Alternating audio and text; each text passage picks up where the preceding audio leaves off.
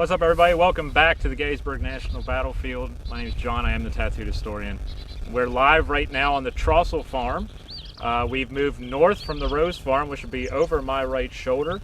On your left of screen, back in the far distance, is where the Rose Farm would be. We've moved slightly north to the Trostle Farm area and the Trostle Barn. This location is synonymous with July 2nd, 1863, because this is where Sickles, General Dan Sickles, had his basically field headquarters when he moved his 3rd Corps out from the rest of the federal line. There's a marker here to his wounding as well on this property. It's also one of the more famous areas for photographs that was taken after the battle, because there are dead horses around the barn. You can also see where a solid 12-pound round went through the barn. That hole is still visible on the other side of the complex, and you can see that in the original photographs. I'm joined by John McMillan, WVU. I got John up here because he has a great background in environmental history, and I do not. So what we're going to go over first is a little bit about the Trostle Farm itself. I'm going to give you a series of quotes of what the landscape looked like, and then we'll let John go into the environmental impact, the environmental history of certain things that you would see out here at that time. So the Trostle Farm was owned by Peter Trostle before the battle. It was operated by his son Abraham, and Abraham leaves and during the fight returns to a scene of devastation. The famous Elliott Map, which I gave you a copy of, has over 100 burials on this property alone. Lieutenant Colonel McCalman of the 142nd Pennsylvania marched between the farm and the Emmitsburg Road, which is just out here to our left, on July 6th, so 157 years ago yesterday. He said of this area, the ground was still marked with newly made graves, with the bloated and disgusting bodies of horses, with their mouths open and eyeballs protruding. Many human bodies still were unburied, and the faces were black and the teeth grinning horribly. The trees were shattered by shot and shell. Wheat fields were trodden down. War had done its work, and the air was terribly offensive with the odor of thousands of rotting bodies. It was a relief to reach the outside of the terrible scene, to come again among beautiful farms and through fields of ripe grain. One of the most detailed descriptions of what this area looked like as far as the dead are concerned comes from Robert Carter, who was walking among the fields here and saw the effects of the 9th Massachusetts Battery. The 9th Massachusetts Battery is heavily engaged on July 2nd. They actually begin the day on the other side of the ridge behind me. They will be forced back by Confederates under the command of General Kershaw to this side excuse me, of the road here at the Park Road. You can actually see one of their positions down here when you come to visit the park. You can't really see it today, but there are 2 Napoleons sit there where the 9th Massachusetts was. They would be on the other side of the barn. Robert Carter again walks across the field, basically behind me over my right shoulder, up over that rise to see where the 9th Massachusetts Battery had retreated from. And he says that the scenes of that spot still linger on our memories. Masses of Kershaw's and Walford's brigades advanced up to the muzzles of these guns, which had been loaded either with double-shotted canister or spherical case, with fuses cut to 1 second to explode near the muzzles, had literally blown the men to atoms, and in a moment's brief space into eternity. Corpses strewed the ground at every step. Arms, legs, heads, and parts of dismembered bodies were scattered all about, and sticking among the rocks and against the trunks of trees, hair, brains, entrails, and shreds of human flesh still hung. A disgusting, sickening, heart-rending spectacle to our young minds. It was indeed a charnel house, a butcher's pen, with man as the victim. One man had as many as 20 canister or case shots through different parts of his body, though none through a vital organ, and he was still gasping and twitching with a slight motion of the muscles and vibrations of the pulse, although utterly unconscious and approaching death. Before I turn it over to John here, I want to give you one last observation of someone who was buried nearby by his comrades and has become a well-known burial on this field, and it's Private Albert Frost of the 3rd Maine. He was last seen by his comrades just west of the peach orchard, which is behind us over on the ridge to our basically southwest. He's last seen there on July 2nd. His comrades go out and try to find him after the battle dies down. And they say, we found him face down and with the flesh eaten in that hot climate by maggots, but not so bad that we could not recognize him. When we went to bury him, all we could find to dig a grave was an old hoe and a small building. The bottom of the grave was covered with empty knapsacks. Then we laid in our beloved brother and covered him with another knapsack, and over all put as much earth as we could find.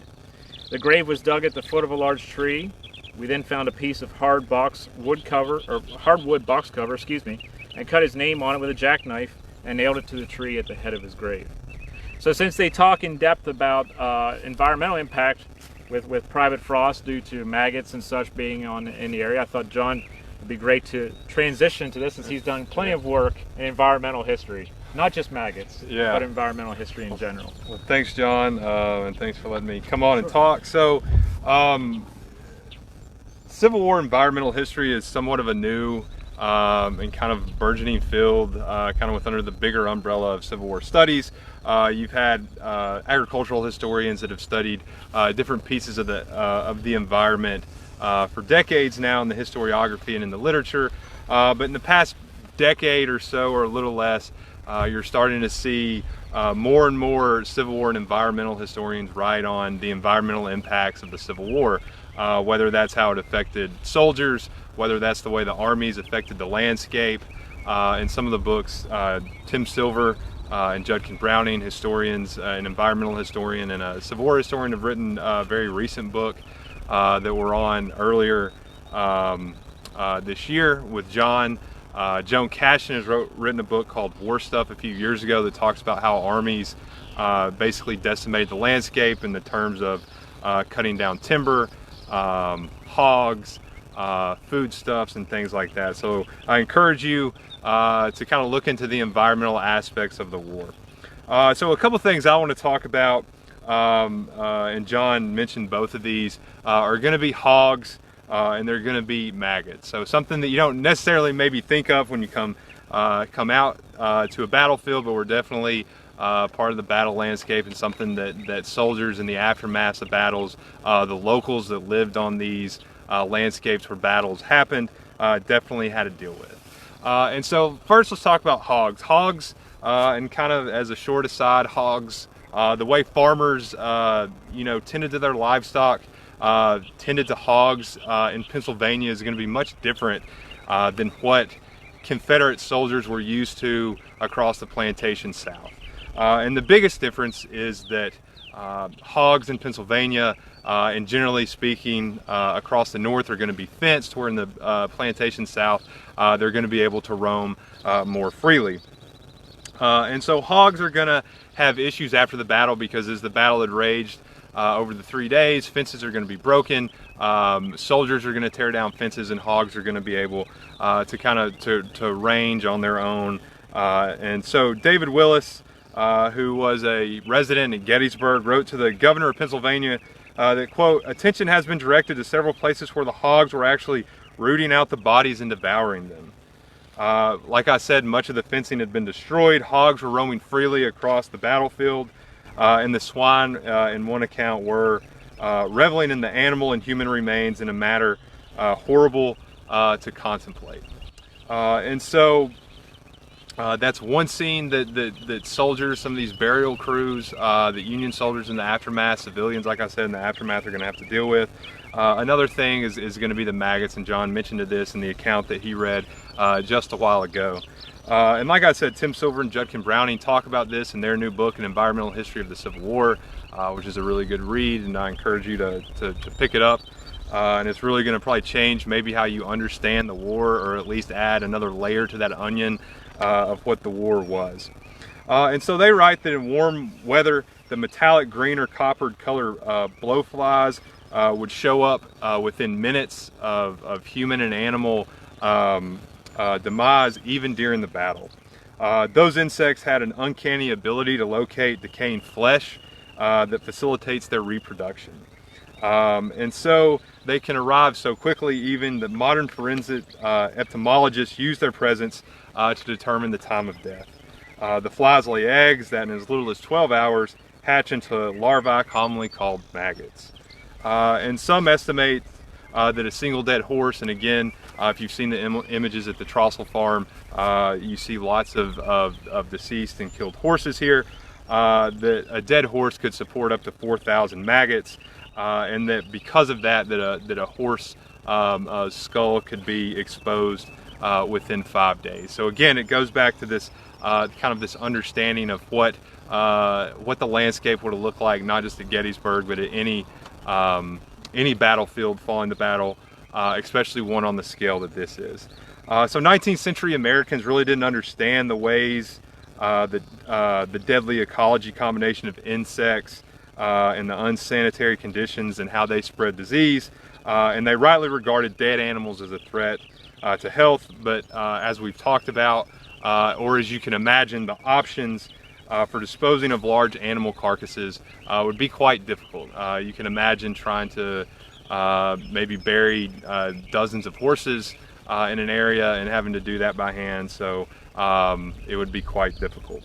And I want to kind of close with this. William T. Livermore of the 20th Maine is going to kind of write on what he sees here as he's encamped between the Trostle Farm and Seminary Ridge. And he writes, quote, "But what a scene was before us, or how would a man that had not been seared by the horrors of war felt to look upon the scene? About 30 or 40 of the 114th Pennsylvania had laid dead upon the field." And Livermore said, "And I wish I never could see another such sight. It is nothing to see men that have just been killed, but every man was swollen as large as two men, purple and black." So again, it kind of gives you an idea, like I've said, of what the landscape looked like. I hope, you know, a little bit talking about hogs, talking about maggots, which is a little bit of the kind of the deeper, darker side of the environmental history, but it's something definitely that soldiers had to deal with, that armies had to deal with, that civilians had to deal with, and it's a way that you can talk about the battlefield and the home front definitely colliding in the aftermath of battle. So if you haven't, I would encourage you to check out some environmental Civil War histories, and I think keep that in mind as you start to visit battlefield parks and battlefields wherever it is you go. So. Awesome. Thank you so much. Yeah, I appreciate that. I appreciate it a lot. He's our muscle vet. He played football, so I bruise easy. Can't do that. Thank you so much. That was awesome. Thanks, John. I appreciate that, and really appreciate your work with environmental history, because that is a new and not a new field, but an up and coming field. You know, it's been around, I guess, for about in public spheres for about 20 years now. I remember Megan Kate Nelson's book coming out with and others, and it's kind of really taken off, and it's great to see that being worked in new and exciting ways. I also want to go back to old Private Frost here for a few minutes. I'd like to bring Jim back on, if he doesn't mind. The way they talked about how they dug his grave and how they placed their friend in the grave seemed to me to be interesting, because they said that the bottom of the grave was covered with empty knapsacks. Then we laid in our beloved brother and covered him with another knapsack, and overall put as much earth as we could find. I don't know about you, but to me that seemed like an old kind of the good death scenario, because to me it seemed like the knapsacks were kind of like a shroud to keep him kind of clean. What are your thoughts on that? Yeah, so one of the things that I'd want to emphasize to both you and the audience is the intimate relationships that these men forge through the experiences of campaign and battle. These are men who come to look upon one another as almost like brothers. And there's this great bond that soldiers often talk about that's formed through the crucible of war. And so there are many promises that are made, both informally and formally. We have some of them that are written in letters that occurred right here, right before Gettysburg, in which comrades will promise one another that, if I am shot on the field of battle, not only do I ask you to sort of see that my final effects are given to my loved ones at home, but that my body is sort of properly buried. It's absolutely essential to uphold these Victorian ideals. That it's absolutely essential that if you can't have the good death at home, surrounded by loved ones, within a bed, able to utter last words, that you have some means of replicating elements of that process. And you can see it through so many means and so many methods on this battlescape. And again, in your mind's eye, immediately think about the famed image of the dead rebel sharpshooter at Devil's Den. Once again, William Frazanito is our compass. He's demonstrated to us that this body was most likely moved 75 yards from where the individual was hit. And then they construct a scene that replicates the good death. There's two images, one of which he's laid across a coverlet. His head is resting on a knapsack. He's posed as though he's sleeping, and that's the ideal. No signs of physical trauma on the body, quietly laid to rest, capturing the good death. And here I think we have an instance in which comrades are desperate to replicate some elements of what they would consider a normative final resting. And so rather than putting the body immediately into the dirt, touching the ground, they've created, as you say, almost like a shroud with the materials of war, right? They've used their knapsacks. They're strewn across this battlescape. They've taken them to create a bedding, and then they put the body upon it, and once again, use another material of war to cover it. And I think that speaks volumes as to how creative, and that's a strange word to use, but how creative 19th century Americans have to become in the midst of this catastrophic event. They're finding any means possible to replicate elements of normative society. How can they ultimately maintain and uphold the cultural ideals? Because they promised that. They promised that good death to their comrades before going into battle. And so they find any means, any ersatz solution to ensure it. And I think that letter, just those few brief lines though, speak volumes as to what's going on this field, across this field in the aftermath of this battle, as men are forced to think about accountability. How do you reconcile this catastrophic event, over 50,000 Americans killed, wounded, missing, or captured over the span of 3 days? How do you reconcile that? And I think they're having trouble doing so, but in the microcosm of a burial like that, I think they can make sense of the carnage. They can create a sense of order that adheres to their cosmology, and they themselves can do something, an act, a process that I think establishes some means of closure. And that burial, I think, establishes some means of closure probably for those men, and ensure that their comrade, though killed far from home, though dying under not the circumstances that perhaps he may have wanted, is at least given elements of what they would understand as a proper burial and a good death. Yeah, it's so very important to consider the good death throughout this era, and I've done a live stream on it. You've done many presentations on it. When we come out here and we talk about battle and death, it's kind of like, how did these men react in that moment to that, and how they react afterwards when they see the carnage, as we saw on the Rose Farm, when the federal soldiers come up and they see men lined up in rows ready for burial. They don't know who they are, but you can see that there's still some kind of symbolism between that and those comrades at that time. Yeah, I think that's absolutely right. And I think I would encourage audiences to sort of merge these different worlds. When you come out to this battlefield, of course, use the map that the National Park Service provides you, but bring a book like Frazanito's. Go to the Library of Congress, download these images, and try to understand how this topography, how this landscape looked in the days after July 3rd, and how then the soldiers were trying to process it, and how you can get some modicum of understanding as to what that blasted scape appeared in the immediate aftermath of this battle. And if you guys stick with us all day, Culp's Hill, the last spot later on today, we'll have some books to showcase to you, so you can get your book recommendations and your wish list up and running for that, because I made sure to bring along a few, because I know you all love to see books. Props. And the material of more war. Props that we need. If you guys check out the Elliott Map as well here for the Trostle Farm that I posted this morning at 10 a.m., you'll see all the different maps, but the Trostle Farm is obviously where we're at now, and you want to take a look at that one. Off to our west is the Klingel Farm. That was one of the scenes between the Trostle and the Klingel. Sorry, I didn't mean to cover you, Jim. Between here and the Klingel Farm, which is on the ridge. We're kind of behind a little tree here, but you can see the Klingel Farm up ahead. This is where most of the burials happen here at the Trostle Farm, as far as men are concerned. On the map, when you look at the map, you will see the Trostle Farm has plenty of these kind of, look like apostrophes, basically. These are horses in the Trostle Farm. We are standing right about here, kind of where the two hash marks are for the Confederate dead. Again, the Confederate dead are noted by just the hash marks.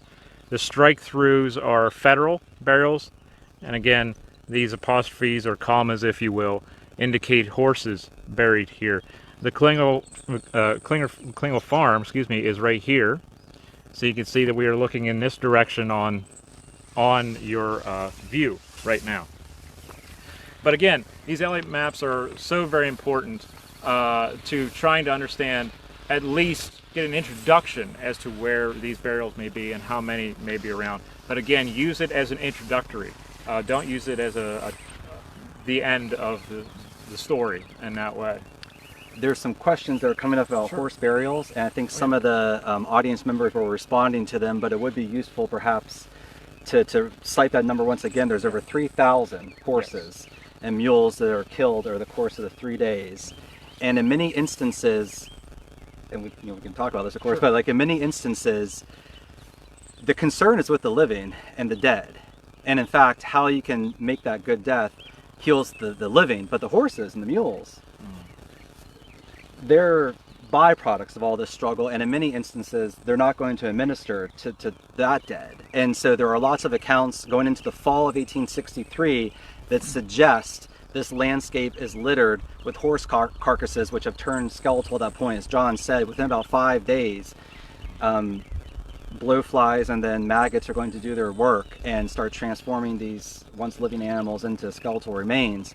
And so I think it's another important thing to think about, that whereas the burials are being concluded by the infantrymen by the 6th, then the burial party starts sweeping in under Marcia Patrick starting the 7th. Right. They're still going to be into the fall. Hundreds, if not thousands, of horses that are strewn across this landscape, creating smells. They're absolutely terrible. Right, yeah, and we have to think about, you heard what John said about the numbers of maggots that one horse can create. That's not counting the men who are 400,000. Yeah, 400,000 out of 1,000 pound horse, 400,000 maggots. So literally, when you were out here 157 years ago today, on July 7th, the ground is moving because it's all of the maggots and the insects and everything out here. And so it's no wonder that when these burial parties come out here, a lot of them are inebriated. They have to be.